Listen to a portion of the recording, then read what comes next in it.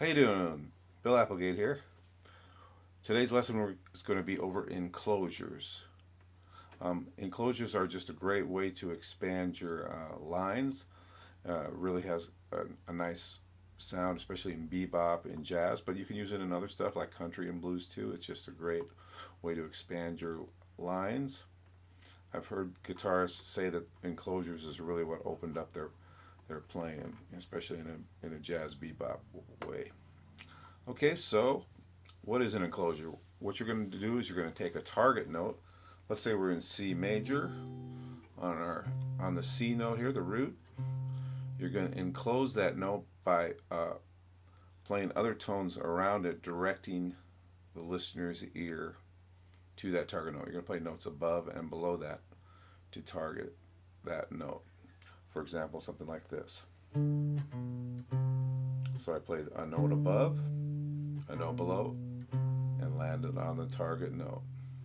Okay, you can do all kinds of. It doesn't even have to be just one note above or one note below or other way around. You can do, okay. All those things could be considered enclosures. Uh, I kind of think of them in three ways. Chromatically would be the note above, a half step above, and a half step below. Or you could do it the other way around. Okay, and then another way is diatonically, where you would just do scale notes around it. Okay, like the 2 and then the 7 and then end it on that. And then the kind that we're going to really look at closely today, the ones that I use quite often are a scale tone above and always a chromatic note below. Okay? In this case, on the C, it happens to be the same as the diatonic one. But if I went to the E, the third of the chord, if I were to do it diatonic, it would be this. So when I make a chromatic, it's this. Okay, so what we're going to do now is look at a 2-5-1 in C. I'm going to go through each chord, the arpeggio of each chord, and do an enclosure for each of those arpeggio notes. And then I'll show you some examples after that. So let's first look at the C major 7 chord. Okay, so looking at a C major 7 arpeggio. So playing a scale note above and a chromatic note below to make our enclosure would look like this.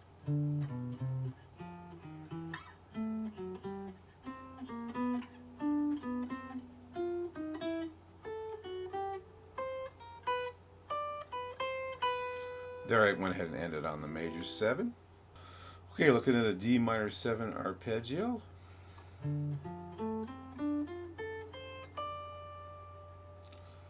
Uh, Enclosure, a chord tone above and a chromatic note below would look like this.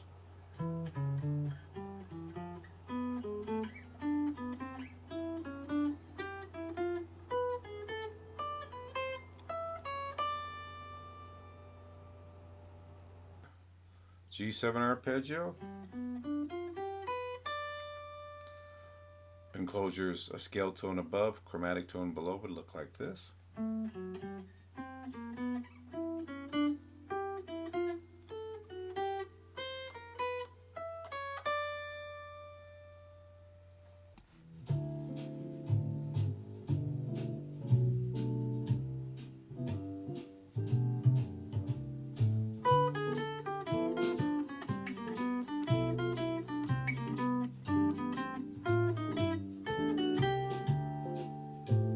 This first example, I put quite a few in there, maybe more than you usually would. Okay, starting here on the D minor 7, we're going to, the A is going to be our first target note, the 5th. Okay, scale note above, chromatic note below. Okay, and then our next target note is going to be the 3rd, the F, so I just went right into it. Okay. Okay, then we end on the root here, do a little chromatic note, and do another enclosure here around the third of the G. Okay. Then up to the fifth, 13th, flat 7th, 13th, 5th. Okay. Then an enclosure around the 7th of the C major 7, around the root, around the 3rd, and around the 5th.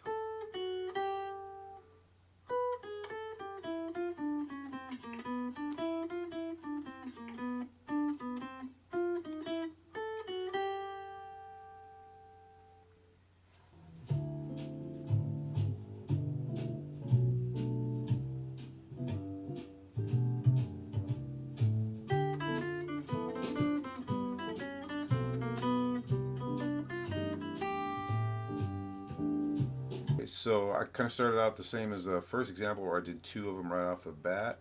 Uh, First an enclosure around the F, the flatted 3rd, and then an enclosure around the flat 7th.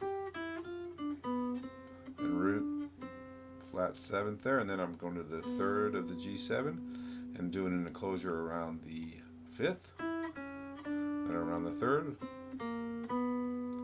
and then I do an arpeggio here, which is really a G7 arpeggio, substituting but it still gives you the 5th, 7th, 9th, 11th of the C major 7.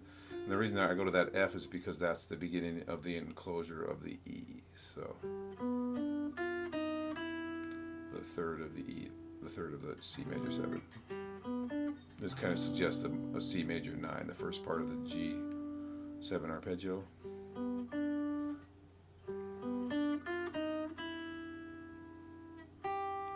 Okay, ends on the 5th.